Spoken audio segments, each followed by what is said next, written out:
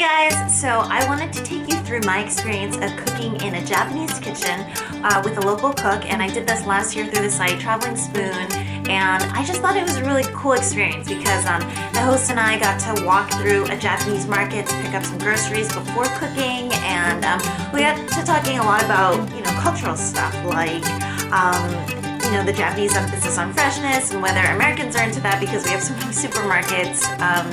And just to weird stuff, even to eating whale meat and to eating raw chicken, which some Japanese people like to do. So I thought it was really cool, and I hope you guys enjoy.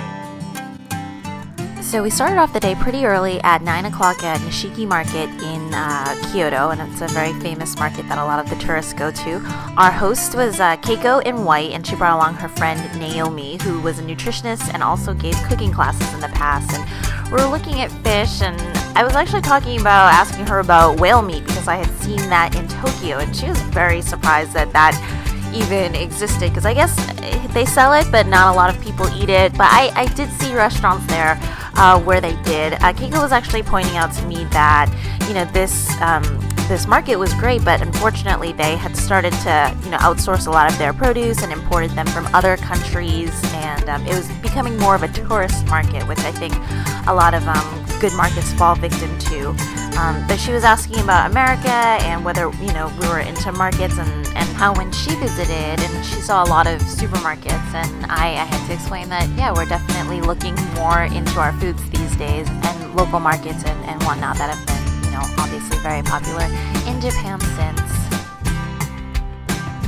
So that's actually some fresh wasabi, which was pretty neat. And we were just talking about all of those, about health and food and everything else.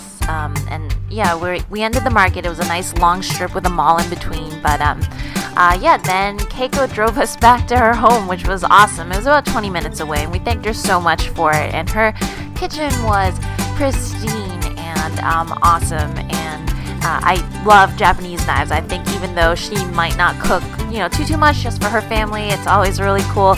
She had this stove that had a timer built into it, so it's very kind of electronics-esque in these Japanese homes, and I thought it was really cool. We started off by making a Japanese beef and potato stew, which I have made since and can put a link in. But when she was composing the menu, she was thinking about things that Americans would like and that wouldn't be too foreign. And beef and potato stew was it. It's actually pretty cool with Keiko's story. She was telling me that she had visited America for a year after college and stayed in Wisconsin with a host family. And I was like, why Wisconsin? And she was telling me that she had told her advisor, I want to be in a place where there's absolutely zero Japanese speak. And you have to think, Japan, as worldly as it is, it's still a very insular country. Not a lot of people speak English, and so during her time of leaving home, leaving Japan alone, as a girl out in America, it was pretty crazy and pretty kind of advanced for her time. That was her pointing out that she makes fresh dashi, but really she was explaining for most of Japan these days, for convenience sake and time, probably 90% of people use the granules or have kind of a prepared dashi, and they don't make their own. That was me grating some radish for a dish later, but I love all of the equipments that Japan has. That is Naomi, and she was doing a teriyaki sauce reduction, and it was really cool how she decided to make the chicken. Funny story is that Keiko said her most favorite way of preparing chicken was actually raw, and she was saying that a couple of her friends had come by to try raw chicken once from America, and they said, when they got home, basically it was not a good scene for the next 2 weeks. Lots of bathrooms, so I think our digestive tract is definitely not used to raw chicken like the Japanese are. So we fried up the chicken, and it was really cool because Naomi was really, worried about oil and too many fats, so we actually did the whole thing without oil on the pan. We put it on, a non-stick, and she continually used a napkin to wipe off excess fat that would happen, that would come off of the chicken skin. I was still grating radish at the time with they used radishes a lot, grating radishes, and what we were doing was we were preparing this radish egg whites cloud, kind of like a meringue-ish egg white whip on top of our seafood stew. And this is Keiko showing me, in Japan they make these really like floral, cool designs out of gluten.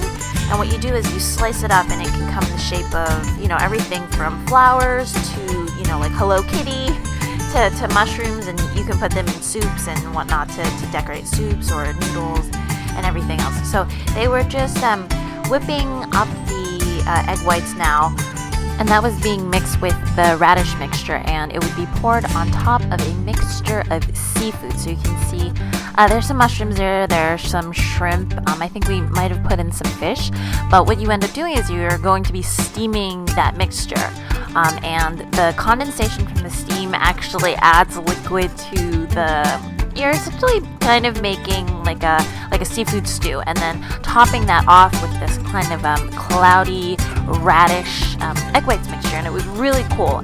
It was a preparation that I had never seen before, which is, you know, rare. I like to watch a lot of cooking shows and whatnot from around the world, so it was really cool to see, and you can kind of see that there's like soup, and with that on top, we had a little bit of an appetizer that she made with eggs, and this was Naomi, and she was preparing matcha for us in a traditional kind of tea ceremony-esque sort of way, and she had been trained to do this before, and the matcha was just like nice and green. And for those of you that don't know, matcha is basically just ground up